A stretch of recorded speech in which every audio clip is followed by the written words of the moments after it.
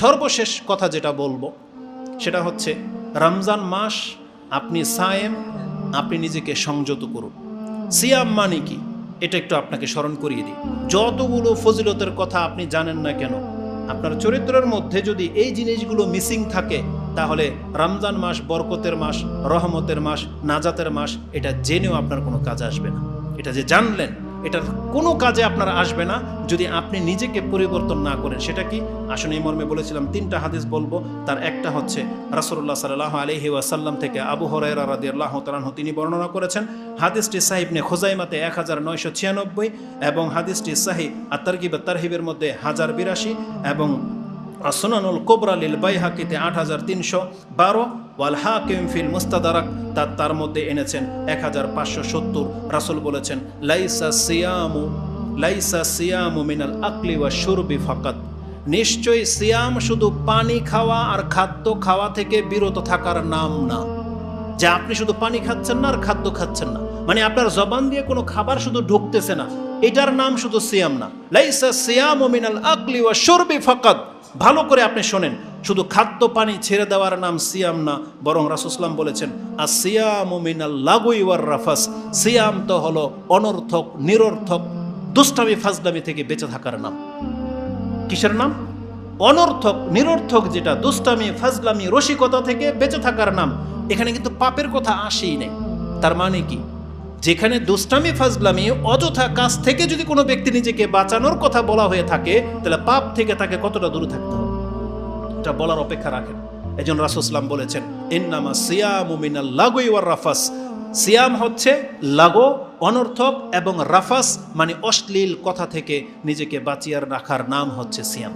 আপনি সিয়ামও রাখবেন, আবার মোবাইলে চ্যাটও চলবে, আবার ওই মেসেজও থাকবে, ইঙ্গিতও থাকবে, এগুলো কিন্তু সিয়ামের মূল কাজ নয়। আপনি সিয়াম রেখেছেন এই কথাটা অন্তত আপনি একটু স্মরণ রাখেন যে আপনি সিয়াম রেখেছেন, কি জন্য রেখেছেন। যেখানে একটা হালাল খাদ্য আপনি নিজের জন্য হারাম করে নিলেন, হারামটা কি করে আপনার জন্য হালাল হয়ে গেল?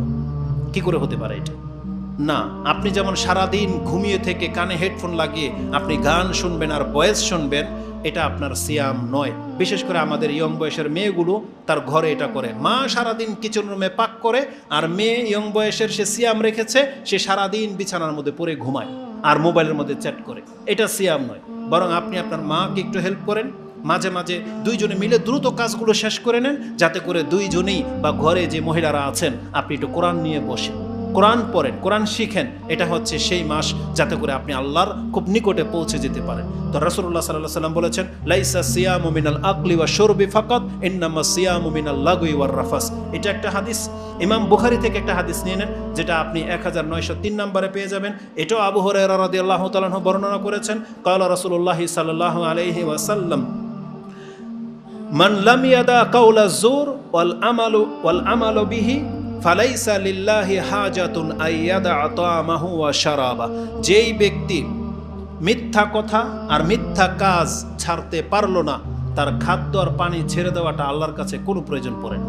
আল্লাহ সুবহানাহু ওয়া তাআলা বলতেছেন, বান্দা, যেই জন্য তোমাকে আমি মুত্তাকি করার জন্য যে সিয়াম ফরজ করেছি, আর ওই পাপগুলো তোমার মধ্যে থেকে গেছে, তুমি শুধু ডায়েট কন্ট্রোলের জন্য শুধু খাদ্যটা ছেড়ে দিয়েছো, এটা তোমার মোবারক হোক, তোমার এই সিয়াম আমার প্রয়োজন নাই। এটা হচ্ছে আল্লাহ সুবহানাহু ওয়া তাআলার ওপিনিয়ন। কারণ আল্লাহ বলেছেন যে তোমার শুধু খাদ্য পানি ছেড়ে দেওয়াটা নাম সিয়াম না। মান লাম ইয়াদা কাওলা যুর, যেই ব্যক্তি মিথ্যাই ছাড়তে পারলো না, ওয়াল আমালু বিহি, আর ওই মিথ্যা কর্মই সে ছাড়তে পারলো না, যে তার খাদ্য পানি ছেড়ে দিয়ে কি তাকে মুত্তাকি বানানো যাবে? মুত্তাকি বানানো যাবে না। বরং সে সারাদিন না খেয়ে এমন অবস্থা হিংস্র হয়ে যায়, মাগরিবের সময় জন্মের খাওয়া শিখায়। তাহলে এটা সিয়ামের আদর্শ নয়। আল্লাহ যে বলেছেন কুতিবা আলাইকুমুস সিয়াম, কেন? লাআল্লাকুম তাত্তাকুন, তুমি যেন মুত্তাকি হতে পারো। তাহলে আপনি এই দুইটা হাদিসকে সবচেয়ে বেশি ফোকাস করবেন, যে সিয়াম মানে খাদ্য পানি ছেড়ে দেওয়ার নাম না। সিয়াম হলো আমার লাগো এবং রাফাস কাজ থেকে বাঁচতে হবে, মিথ্যা এবং অশ্লীল এই সমস্ত জিনিসকে আমাকে প্রত্যাখ্যান করতে হবে। তাহলে যদি আমি সিয়ামকে হেফাজতকারী হয়ে থাকি। মুসান্নাফ ইবনে আবি শাইবার মধ্যে একটা আসার এসেছে আবু হুরায়রা রাদিয়াল্লাহু তাআলা আনহু এবং তার সঙ্গীদের সম্পর্কে। তারা যদি কোনোদিন সিয়াম রেখে নিতেন, এটা রমজান মাসের ঘটনা না, কোনো একদিন নফল সিয়াম, জালাসু ফিল মসজিদ, তারা মসজিদে এসে বসে থাকতেন এবং তারা বলতেন ওয়াকালু নুতাহহিরু সিয়ামানা, আমরা আমাদের সিয়ামকে পবিত্র রাখার জন্য মসজিদে অবস্থান নিয়েছি। চিন্তা করা যায়। সিয়াম আবার পবিত্র হয়, এটা আমরা কি বুঝি? আমরা কিভাবে বুঝবো? কারণ আমরা তো সিয়াম রেখেও মার্কেটে, যে বললাম সিয়াম রেখেও ওই আগের চরিত্রটাই, যে চরিত্রটা আমার শাওয়াল মাসে ছিল একটাই, কিন্তু আমরা বুঝি না যে পবিত্র অপবিত্র কি জিনিস, হেফাজত কি জিনিস।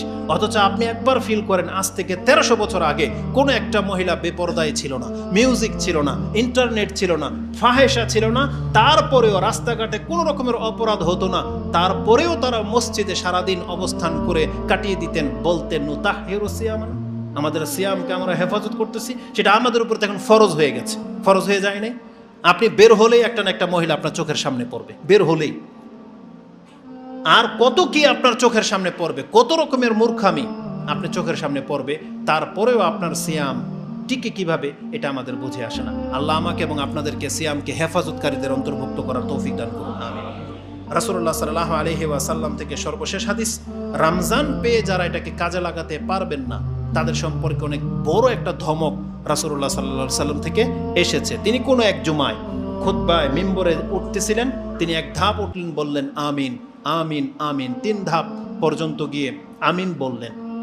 কিলা, তাকে বলা হলো ইয়া রাসূলুল্লাহ ইন্নাকা ইযা সাইতাল মিম্বার, আপনি যখন মিম্বরে উঠতেছিলেন তখন আমিন আমিন বলতেছিলেন কেন?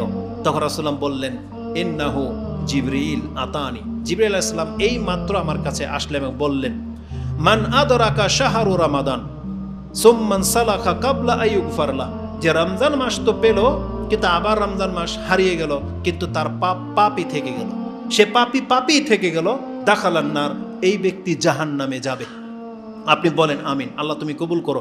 রাসূল বলেছেন ব্যাপার যখন এত বড়, তখন তিনি বললেন আমিন, আল্লাহ তুমি কবুল করো। যারা রমজান মাস পাওয়ার পরেও পাপীও থেকে যায়, পাপ মাফ হয় না, অবশ্যই তারা জাহান্নামে যাবে। রাসূল বলেছেন আমিন। কি মনে করেন?